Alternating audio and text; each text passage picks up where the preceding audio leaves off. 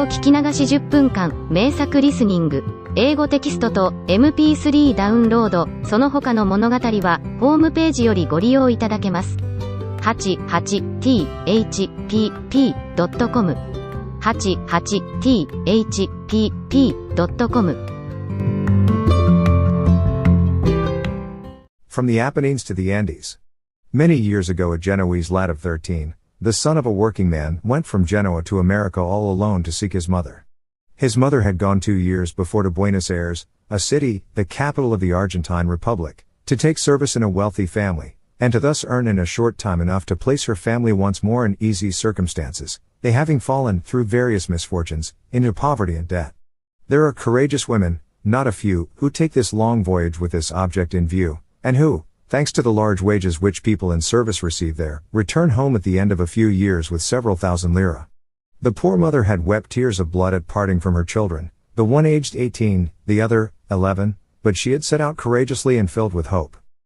The voyage was prosperous. She had no sooner arrived at Buenos Aires than she found, through a Genoese shopkeeper, a cousin of her husband, who had been established there for a very long time, a good Argentine family, which gave high wages and treated her well. And for a short time she kept up a regular correspondence with her family. As it had been settled between them, her husband addressed his letters to his cousin, who transmitted them to the woman, and the latter handed her replies to him, and he dispatched them to Genoa, adding a few lines of his own. As she was earning 80 lira a month and spending nothing for herself, she sent home a handsome sum every 3 months, with which her husband, who was a man of honor, gradually paid off their most urgent debts, and thus regained his good reputation. And in the meantime, he worked away and was satisfied with the state of his affairs, since he also cherished the hope that his wife would shortly return, for the house seemed empty without her, and the younger son in particular, who was extremely attached to his mother, was very much depressed, and could not resign himself to having her so far away. But a year had elapsed since they had parted. After a brief letter, in which she said that her health was not very good, they heard nothing more. They wrote twice to the cousin. The cousin did not reply. They wrote to the Argentine family where the woman was at service, but it is possible that the letter never reached them, for they had distorted the name in addressing it. They received no answer. Fearing a misfortune, they wrote to the Italian consulate at Buenos Aires to have inquiries made, and after a lapse of 3 months they received a response from the consul, that in spite of advertisements in the newspapers no one had presented herself nor sent any word. And it could not have happened otherwise, for this reason if for no other, that with the idea of sparing the good name of her family, which she fancied she was discrediting by becoming a servant, the good woman had not given her real name to the Argentine family. Several months more passed by, no news. The father and sons were in consternation. The youngest was oppressed by a melancholy which he could not conquer. What was to be done? To whom should they have recourse? The father's first thought had been to set out, to go to America in search of his wife. But his work? Who would support his sons? And neither could the eldest son go, for he had just then begun to earn something, and he was necessary to the family. And in this anxiety they lived, repeating each day the same sad speeches, or gazing at each other in silence, when, one evening, Marco, the youngest, declared with decision, "I'm going to America to look for my mother."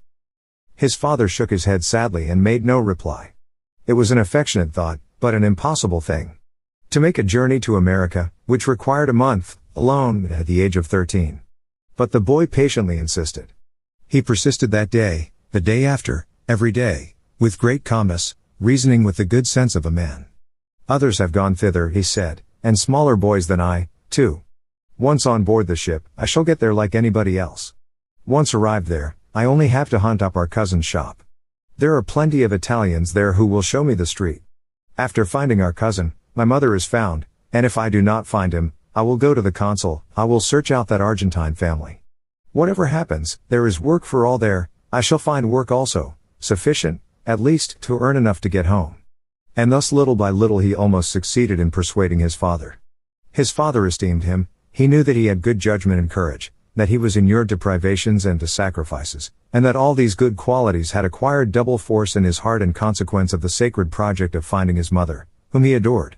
In addition to this, the captain of a steamer, the friend of an acquaintance of his, having heard the plan mentioned, undertook to procure a free third-class passage for the Argentine Republic. And then, after a little hesitation, the father gave his consent. The voyage was decided on. They filled a sack with clothes for him, put a few crowns in his pocket, and gave him the address of the cousin, and one fine evening in April they saw him on board.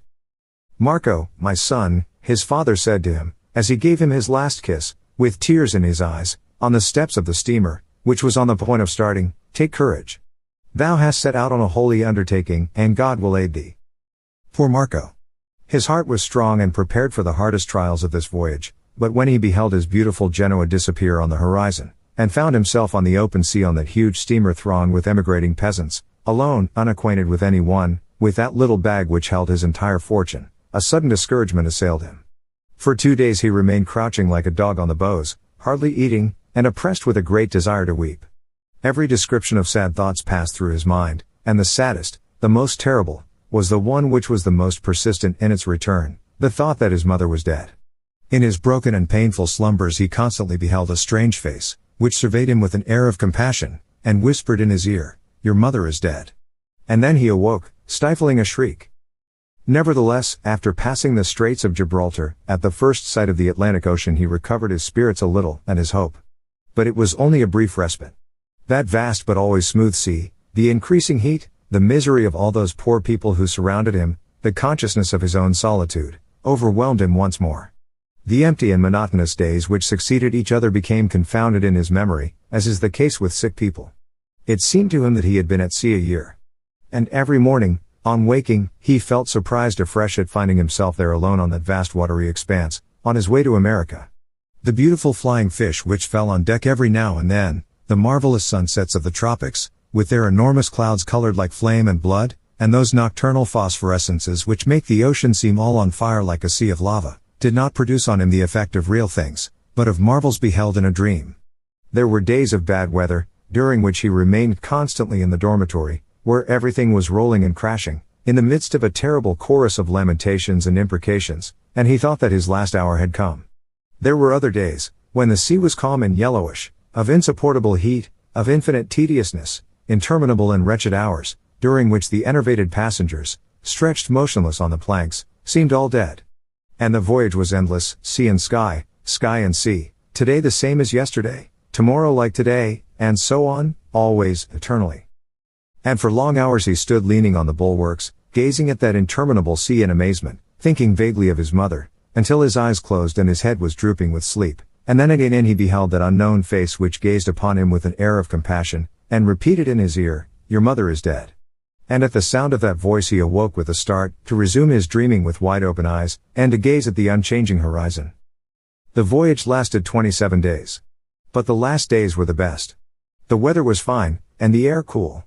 He had made the acquaintance of a good old man, a Lombard, who was going to America to find his son, an agriculturist in the vicinity of the town of Rosario. He had told him his whole story, and the old man kept repeating every little while, as he tapped him on the nape of the neck with his hand, "Courage, my lad, you will find your mother well and happy."